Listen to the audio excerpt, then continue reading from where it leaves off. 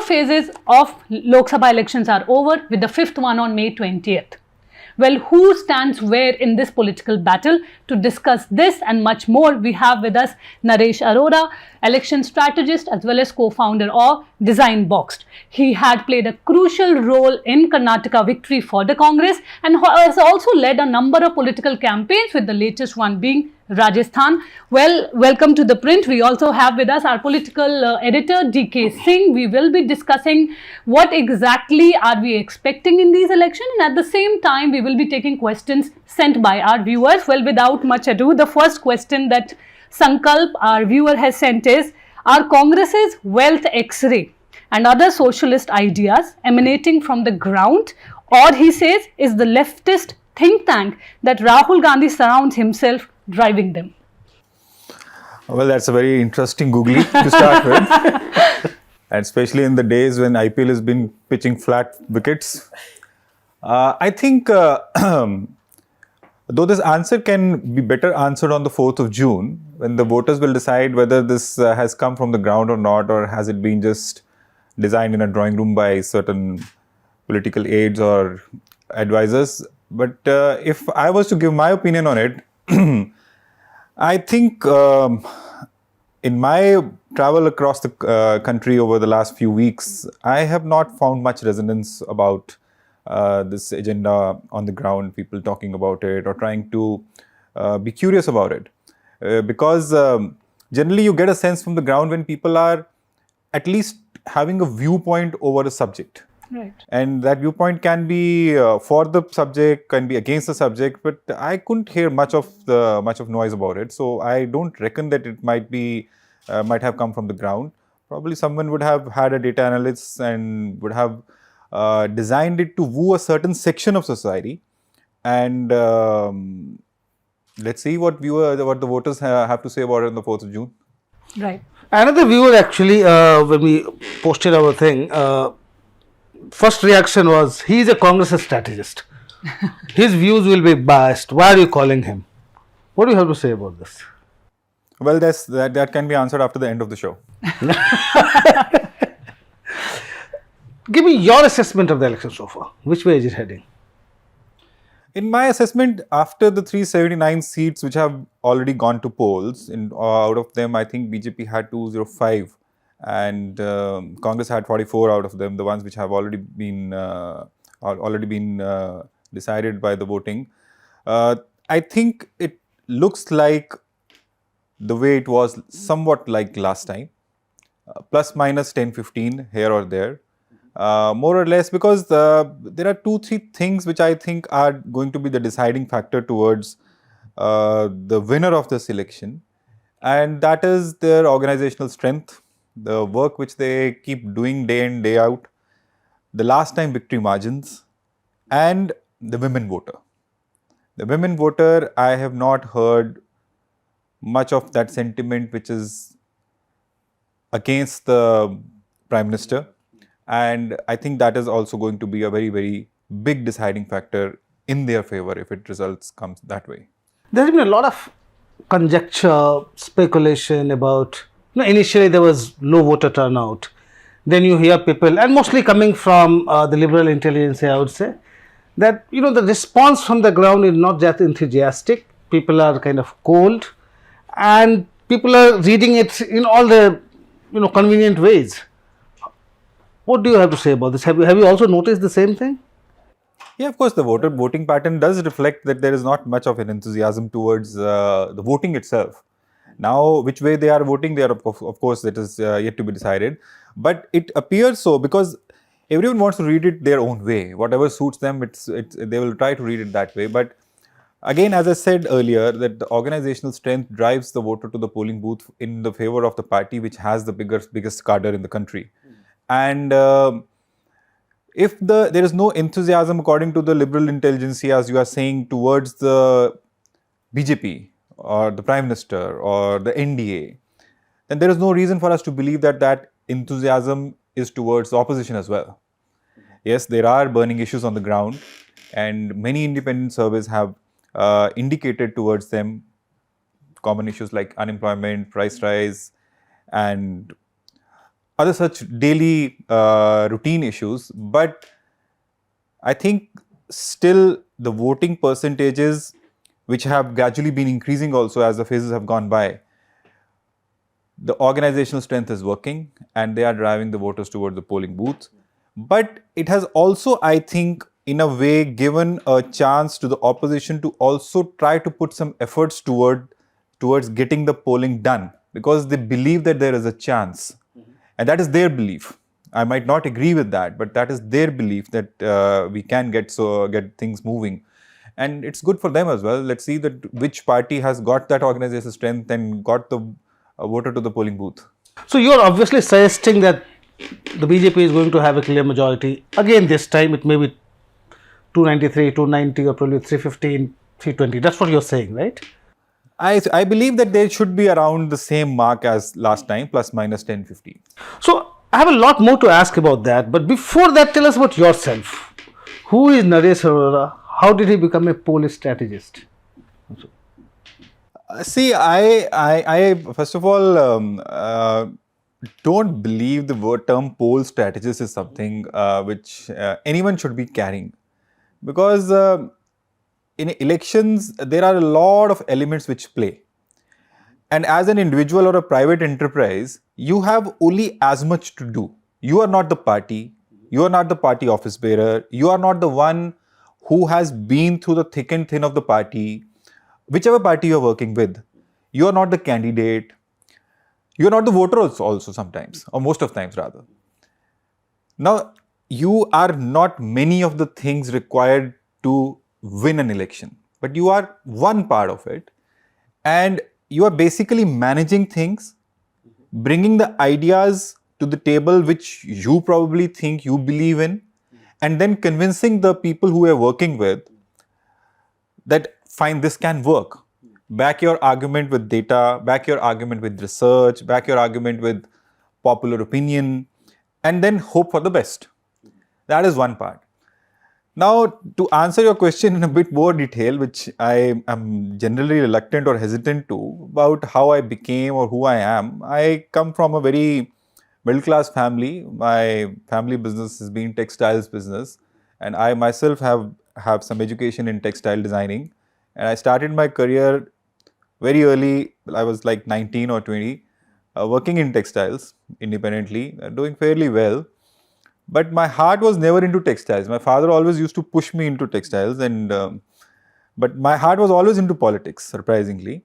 And thereafter, when we established DesignBoxed, me and my co-founder Gunjit Kaur, in 2010, and we started with digital marketing, which was a new phenomenon at that point.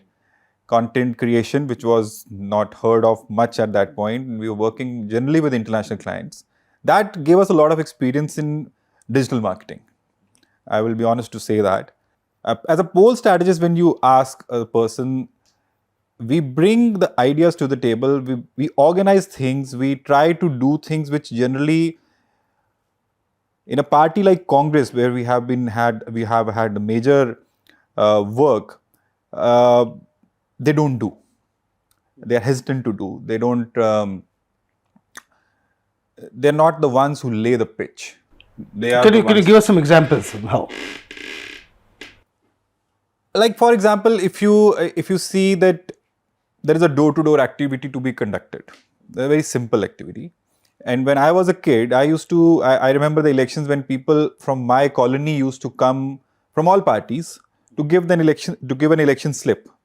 At that time the printed election slip system wasn't there, so the parties used to had a pro forma of a slip, and the local colony guy who was representing the party used to write the name by hand and hand it over to the voter, and of course appeal for the vote. And Congress party also used to do that activity. But as the time went on, as the party continued to remain in power, that activity completely stopped. That activity never used to happen by the Congress party. I never saw anyone from the Congress party coming to my house or the people around me to distribute that slip. But the opposition party, which was BJP or Akali Dal in Punjab when I used to stay, and in Gujarat, I never saw a congressman coming to any house, knocking the door on our flat or somewhere that used have that slip. So this is a basic activity. BJP developed on that activity to keep people, to be in touch with people throughout the year, not just during election times, so as to be seen as a person who only cares for the votes and nothing else. Even the BJP might be caring only for the votes, and that is why they are keeping in touch, but they are keeping in touch, which the Congress party doesn't do. And why they don't do is not because they don't want to do.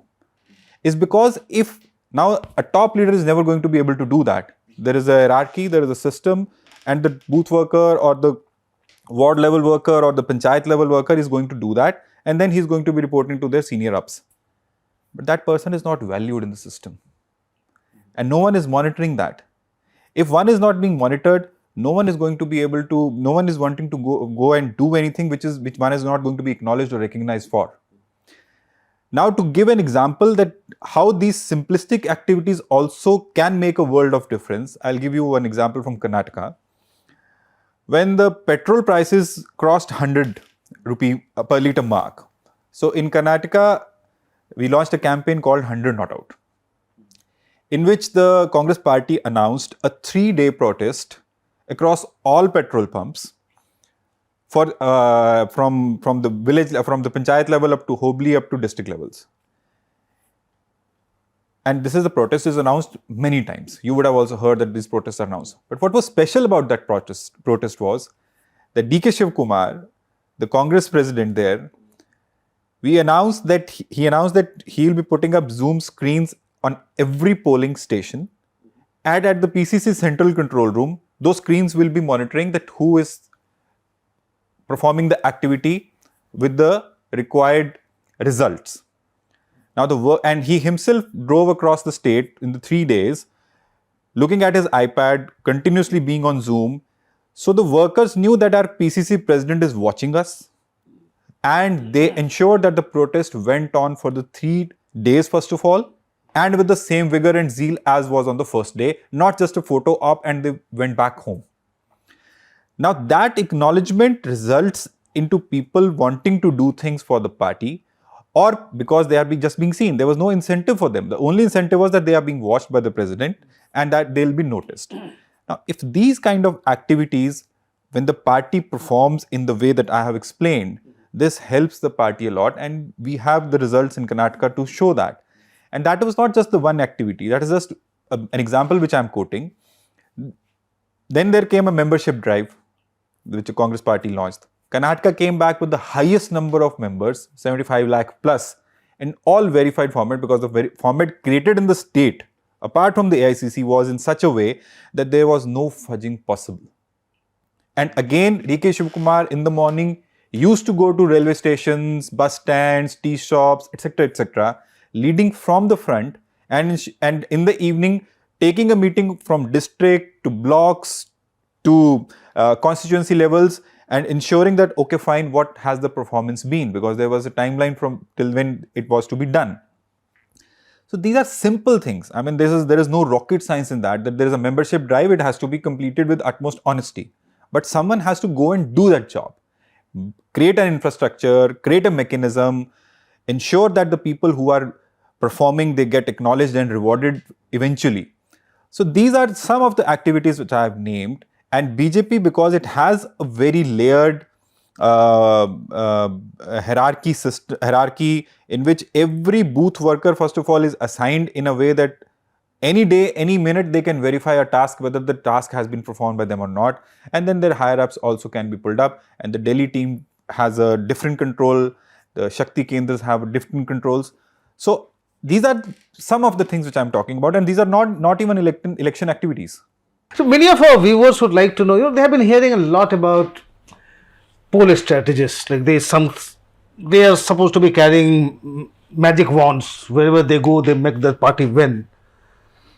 They would be really curious about, what exactly you do. So say your routine from morning till evening. What do you do? What kind of team do you have?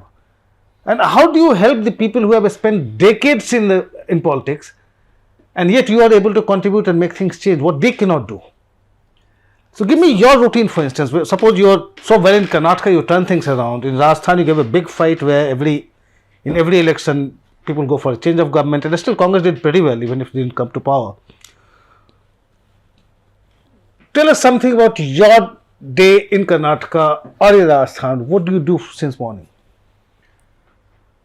Well, I have very boring days, to be honest, because my job is to plan and to supervise execution. So, what you are wanting to know, I'll try to explain that rather than telling what my day is like. It's about that any organization like ours, if they have to contest an election with sincerity and honesty, with an attempt and intent to win, there has to be a very thorough pre-research before you even start the project. That research has to be grounded, that has to be very, very intense in understanding of every element required for you to know, because we are outsiders always. So, We are outsiders. what kind of research do you do? What do you want to know? So our teams go on the ground. There are formats made. There are secondary researches. There are call center researches. So there are 3-4 elements of researches which happen to understand what is the ground situation politically for the party who you are working against, the party with the parties which you are working, you are going to be working against. What are their strengths? What are their weaknesses? Where are the opportunities? Where are the threats? As we all do when we are doing any kind of market research, that we need to understand what are the voters thinking, what they have been missing, what they have been wanting, every kind of thing. Then you come back to the drawing board and see that, okay, fine, we have the research, these are the problem areas, and these are the solutions which we can provide. Then that is discussed with the leadership, whosoever we are working with, and the leadership has to take a call whether they agree with us. Sometimes they don't agree with us. Then you have to convince them if you are convinced yourself. And once we are all on the same page, then the work starts, in which there are few elements which I can make your viewers easily understand. One is the daily tracking of what you are doing, that where is that activity taking you, how you are performing, whether you are raising, whether you are gaining, whether you are losing, or you are stable, there is no gain, there is no difference you are being able to make. How do you track? So we have the mechanisms in which we are speaking. At the end of the day, it is all about the voters, what they are feeling about. If you are doing something, the voters' reactions will tell you. So you have to talk to the people as many as you can. The infrastructure has to be there. The understanding and expertise of the teams have to be there. And that daily tracking is the basic thing through which we analyze and have the confidence whether we are doing what we are doing is right or not, because people around you are going to have very limited viewpoints and overview of the things. So you have to be on the ground, physically also, digitally also, remotely also, and all those inputs then in the evening tell us that, okay, fine, this has been a fine day, or these things are picking up and we need to press the pedal. Then comes the execution on the ground. Now the execution on the ground has to be how do you connect with the voters? You connect with the voters in individual capacity, you connect with the voters in party's name, you take the party along. So there are many activities of this nature which happen on the ground. And there is a branding part, that how much visibility can you create in which people actually talk about you. Because when we go on the road, from your office to your home, when you go, you will generally, if you have interest in something, you will notice that billboard around you. If you don't have any interest, you will not even notice that billboard is around you. You will just see it as a noise or just ignore it. And incidentally, politics is not something which people are actually really interested in it all the time. Even in elections, when you see, this election is a very good example for people to convey that, okay, fine, we're not much interested, let things be the way they are, like the low percentages which we are seeing, or the initial low percentages what we saw.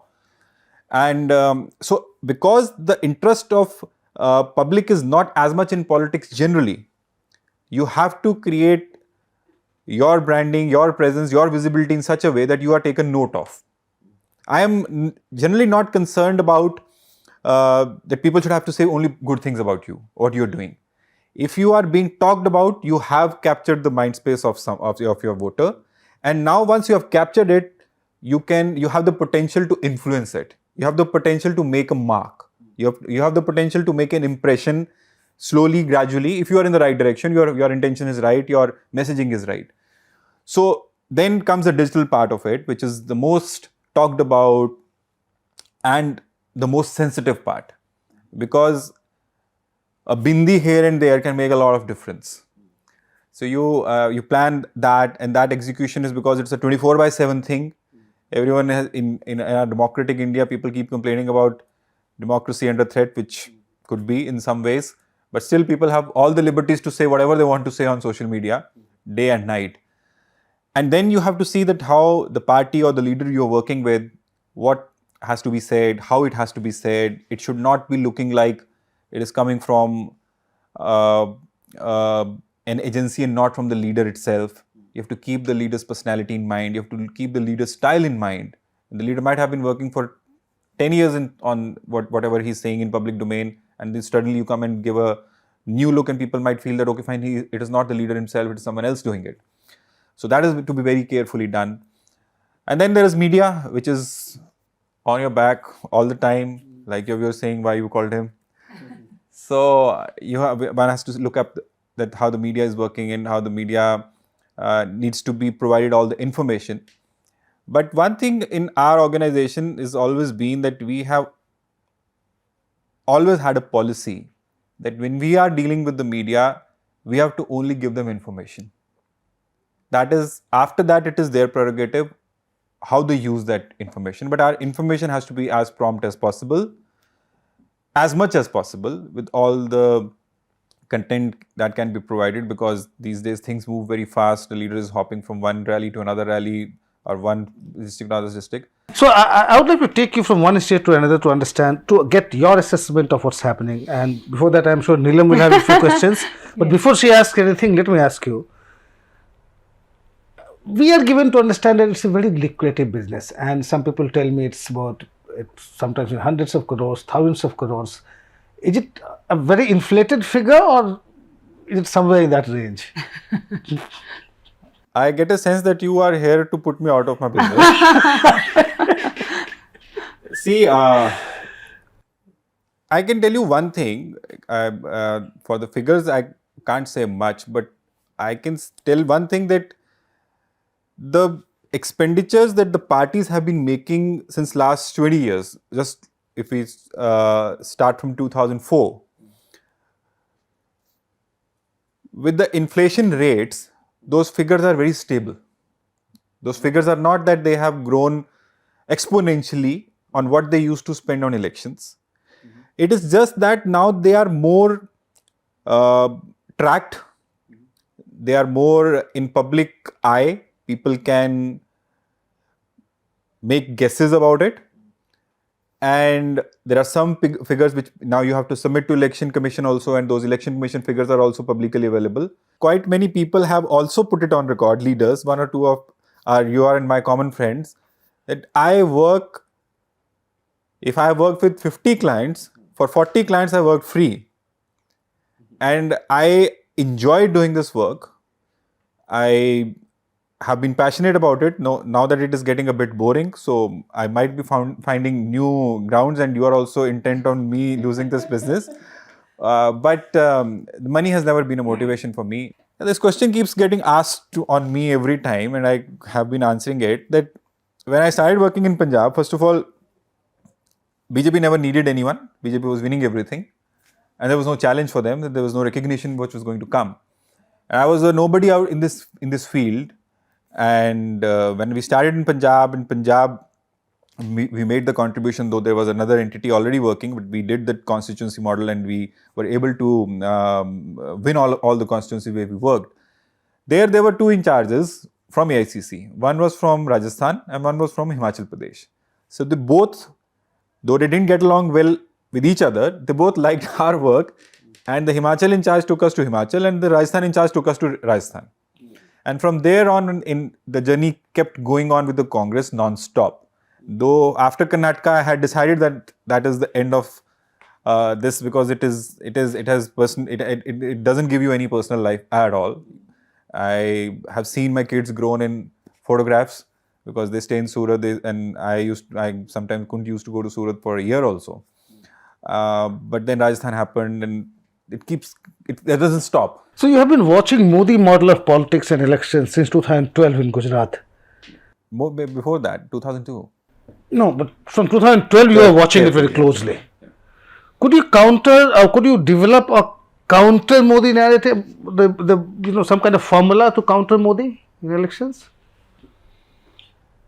See, in the 10, 12 elections which we have contested, and they have been generally against the BJP, I have always focused on issues which can make an impact.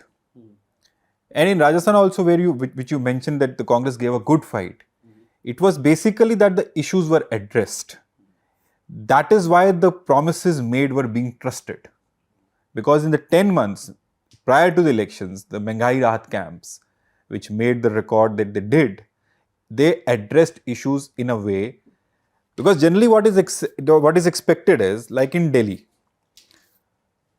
doorstep delivery of governance. That the government is coming to your house.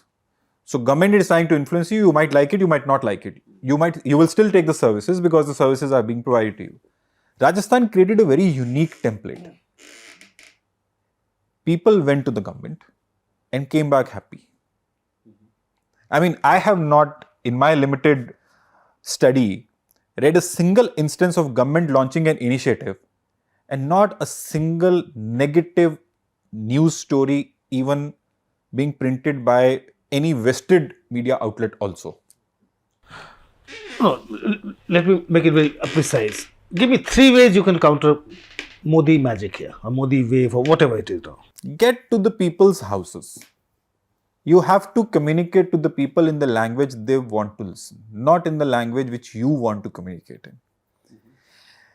And I have given this example many times, that if I like cricket, you can't feed me hockey.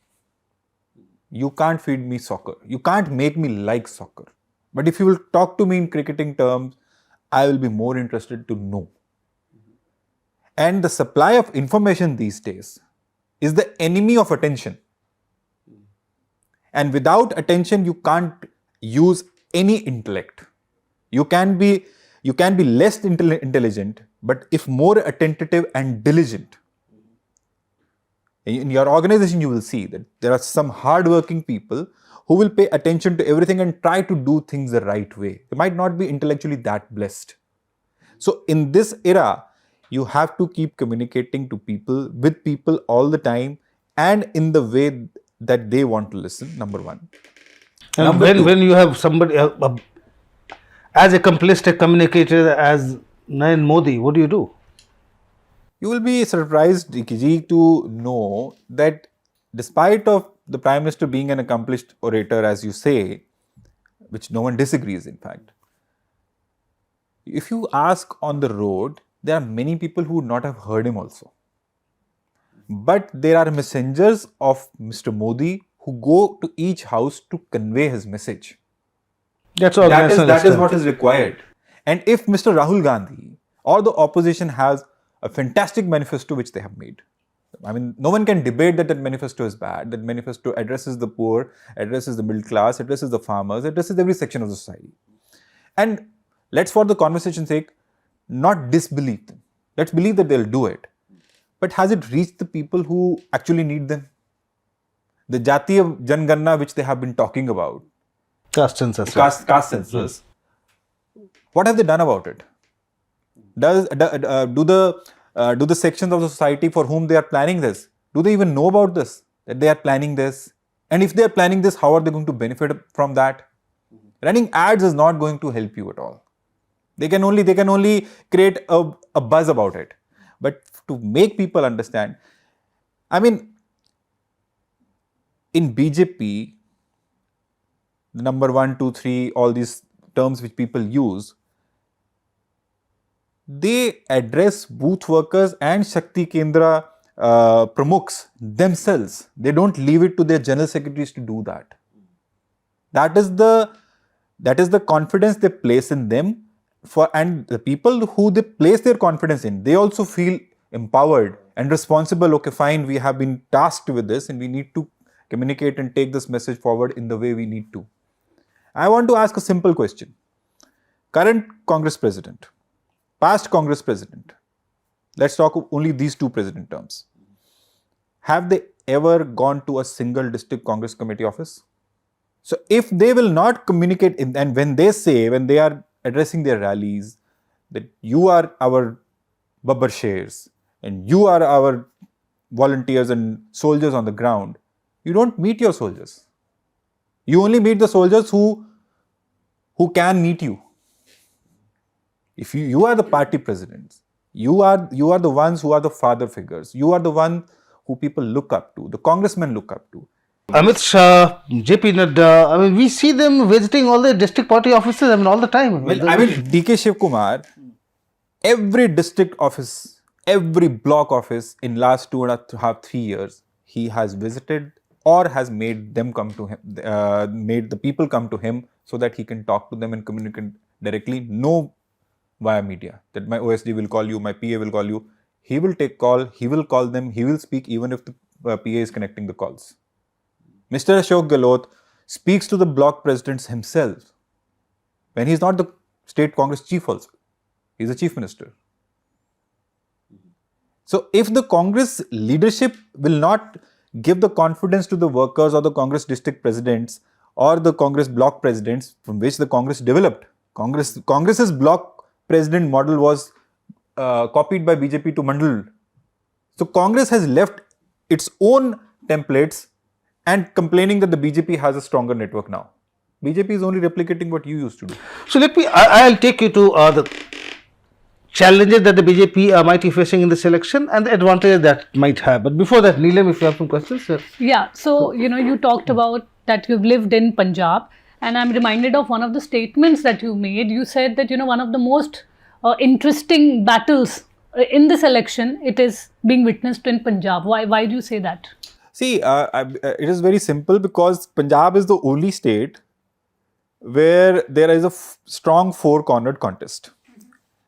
All four entities, four parties have their strengths there. It's not like UP, that there is a BSP also and there is another Nishad party and all. Either the party is in alliance or something, or BSP is a spent force. But there, all four parties have some relevance on every seat and some weaknesses also. Like for example, there is a seat in Punjab called Anandpur Sahib, and there the Aam Aadmi Party candidate, who was announced quite in advance, so he started his campaign in advance, had that advantage. But he's making all the appeal in the rural parts of the constituency, but in the semi-urban or urban areas, which are not as dominated by the community he represents, he's facing a challenge. So Congress announced the BJP announced, so Congress was the third to announce a candidate there, Mr. Vijender Singla. Now he is a Sangrur guy coming to Anandpur Sahib, an outsider, but a known figure in Punjab. He's been youth Congress president, he's been minister, and he represents Hindu community. Now he is finding a lot of traction in the urban electorate, but is finding it difficult in the segments where Mr. Kang is already there. So he has an advantage, he has a disadvantage. Similarly, AAP has an advantage, AAP has a disadvantage. The Akali candidate there, Mr. Chandu Majra, who has been an MP from there, he has some traction in that rural belt where Mr. Singla is not finding traction. And BJP has its own strengths and weaknesses. So it's a very interesting election to call. And it is not just there. In Amritsar, for example, Mr. Taranjeet Sandhu, who was the ambassador to United States for India, he is an Amritsari. Out of the last three contestants that BJP has put up from Amritsar, Mr. Hardeep Puri last time and Mr. Arun Jaitley last to last time, all of them Punjabis. But Mr. Hardeep Puri is the only candidate out of the three who has a pure Amritsari accent to start with. Taranjeet Singh Sandhu. Taranjeet Singh Sandhu. Amritsari accent. I told him, I said, you have this is the only advantage you have. Otherwise, everyone has come from outside and people don't know much about you. You might be very closely known to Mr. Biden or Mr. Trump. But in Amritsar, you need to make your presence felt, though he has a very rich legacy of his father and his great-grandfather, Mr. Teja Singh Samundri. And then Akali Dal has put up a candidate. Akali Dal being assumed as a Panthik party, they have given a ticket to a Hindu. Now that Hindu has been a local development minister in Amritsar. He's a well-known urban face. There are many such things, and Congress has a sitting MP there. Aam Aadmi Party has given it to a minister who contested last time. So it is very, very interesting. And the most interesting seat in Punjab, because you've spoken about Punjab and I always get a bit more excited about Punjab is Khadur Sahib, where Mr. Amritpal is contesting from jail. He's sitting as Sam, and to everyone's surprise, he's probably in a leading position also. Really? Could be, but he is being acknowledged. He's being talked over there. Congress has given a ticket to to an ex-MLA. So Punjab has a strong, and now another major, why the big reason for this election to get more interesting in Punjab is, after the Congress lost the last election in 22, a lot of Congress leadership shifted to BJP. Even the last Congress president is now BJP state president. So when you ask the people on the ground, they see the same faces and they're not able to make it. They'll say, "Eh, hun Congress cha gaya ke BJP cha gaya?" For the local leadership also, they feel that because a lot of people are switching, and even the switching is continuing even today. Some people joined today in BJP from Congress party. So that makes it more interesting. But do you think Please, sir. But do you think Kejriwal's arrest is having any resonance on ground? Do you think this is a talking point? Yeah. In Punjab, I don't think so much. Okay, let me take you to some states which people believe could pose some kind of challenge to the BJP in terms of maintaining its numbers. So, Maharashtra are being talked about. What's your reading of Maharashtra? See, Maharashtra again is an interesting state, and a lot of people are talking about it because there we witnessed something. First of all, the way government was formed, no one expected. Then the way the government was brought down, no one expected. And now the way the parties split up, and the way the way the alliances are there, again that is a novelty in Maharashtra.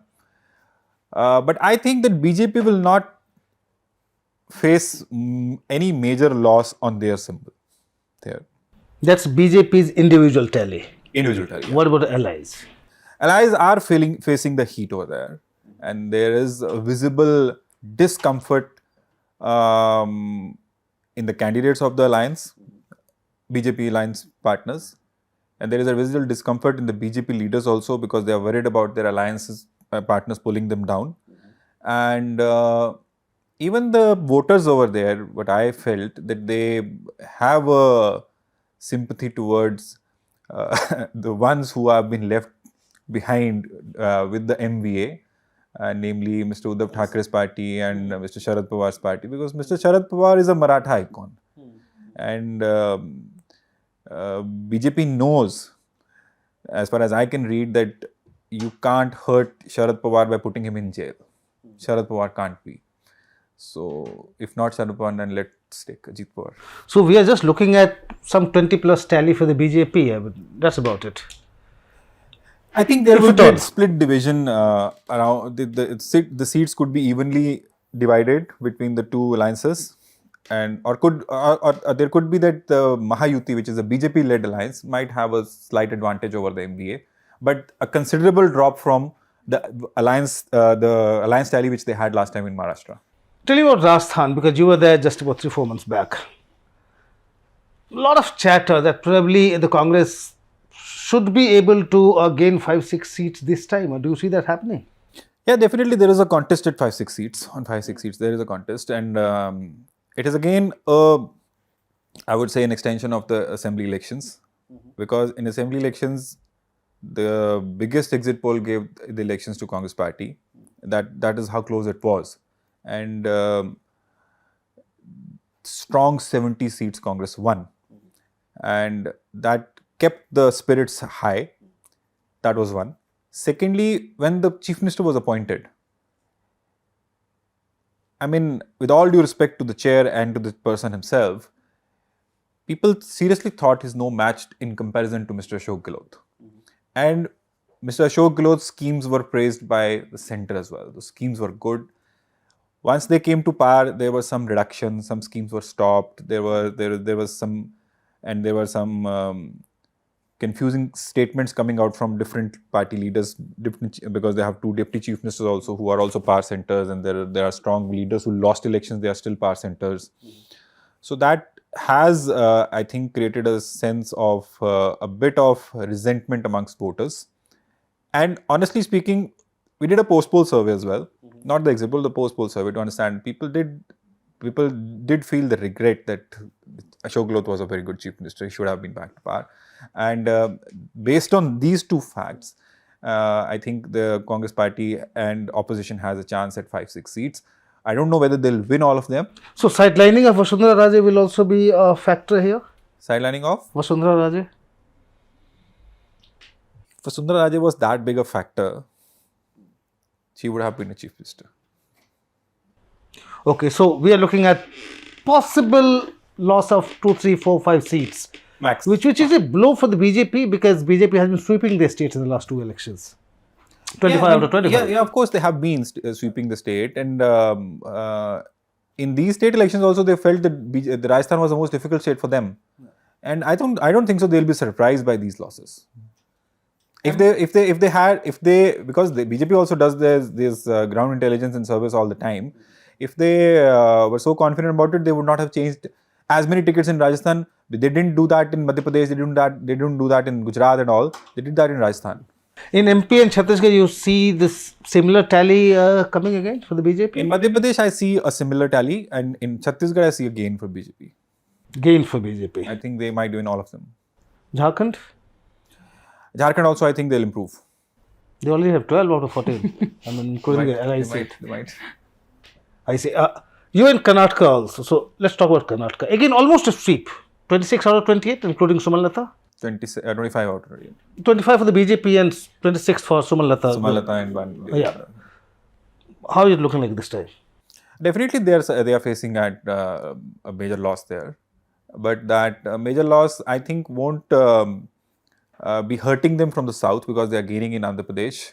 They are gaining in Telangana. They will be number 2 in Telangana as I see.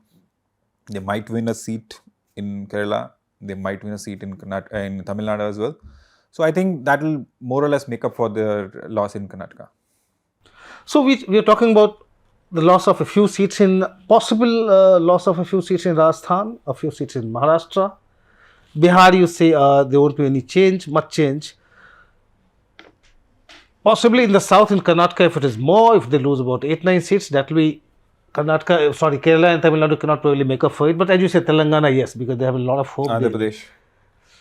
Andhra, they are contesting 6 seats. So even if they win 3, it's a big gain for them. So more or less, which are the states where you see them gaining, the BJP? See, visibly they seem to be gaining in Bengal, even if they gain 1 seat or 2 seats. UP, I feel that they'll gain.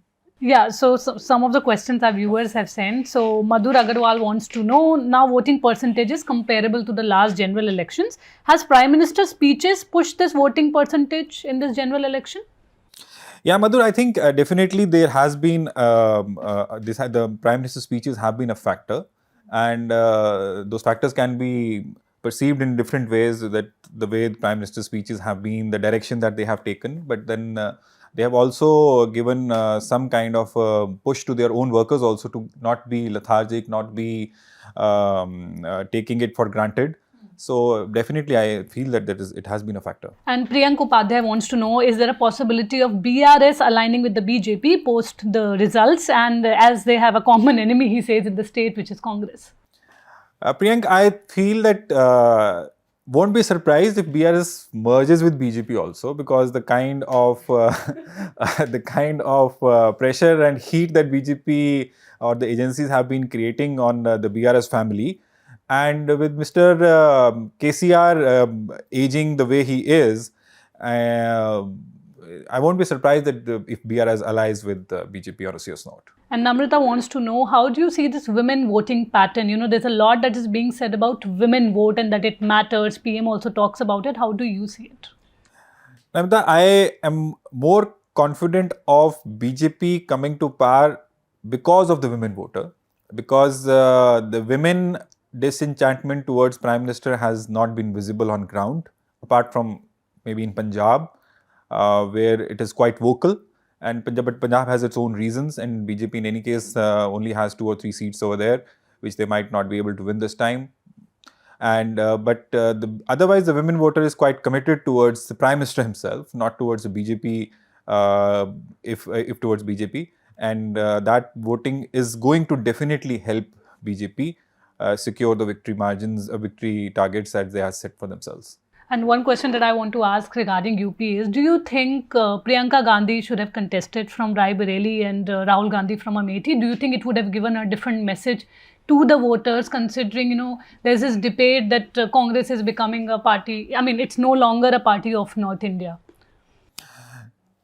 In my view, it should have only have been Priyanka Gandhi who should have contested. From Either of the seats. And Rahul Gandhi should have gone and campaigned for her. Till date, it's only been Priyanka who has been campaigning for him. And if Priyanka Gandhi, because you made Priyanka Gandhi the General Secretary of the state, though it was initially half of the state, and then the other half of the state was given to General Secretary who switched parties.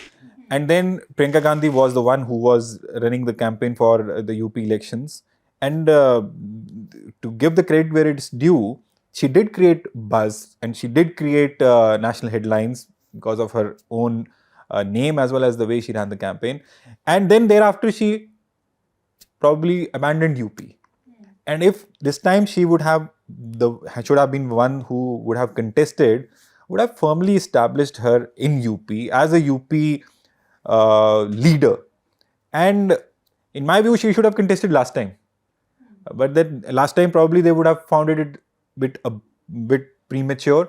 This time, in my view, she should have been the one who would have contested, and Rahul Gandhi should have campaigned for her the way she campaigns for him and said all those things what Priyanka keeps saying for Rahul, and Rahul should have gone and said that she's the one who's going to be here. See, today, in the minds of the voters, whether irrespective of the results of Raebareli, people would have this inhibition, whether if he wins, he will be here or he'll go back to Wayanad. Same inhibition would have been there in Wayanad as well.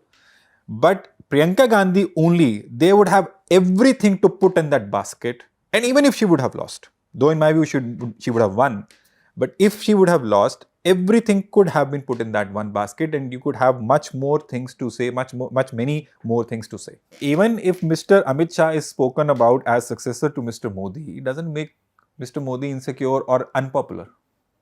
Mr. Modi is not popular because of Mr. Amit Shah. Mr. Modi is popular because of himself also. And if Priyanka Gandhi is popular, she is going to continue to be popular. And if Mr. Rahul Gandhi is popular, Miss Priyanka Gandhi Vadra getting popular is not going to harm Mr. Rahul Gandhi's prospects in any way in terms of his popularity.